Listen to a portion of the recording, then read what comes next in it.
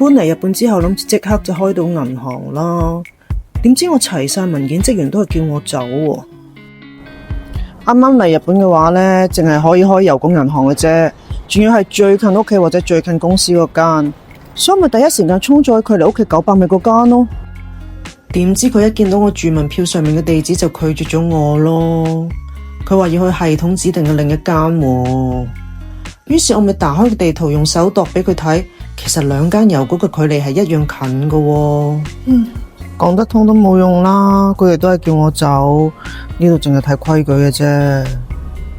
銀行口座を開設したいです。銀行口座を開設したいです。銀行口座を開設したいです。銀行口座を開設したいです。於是我咪去咗指定嗰間分行，背熟咗要講嘅日文。點知呢，一開口就講到一嚿嚿，職員話如果唔識日文嘅話要用 app 申請喎。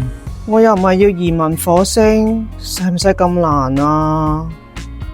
最後我揾咗個識講日文嘅同事陪我去公司附近嗰間，因為用 app 申請要等成2個星期啊。但係同佢去呢就好快好順利，一陣就開到個戶口啦。終於搞掂啦！但係點解我冇想象中咁開心嘅？其實開銀行本身就係一件好簡單嘅事，之前我喺世界各地都係自己搞掂噶啦。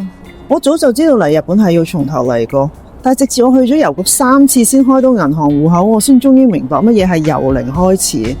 唔單止學習語言或者適應環境，係成個人都要 reset 啊！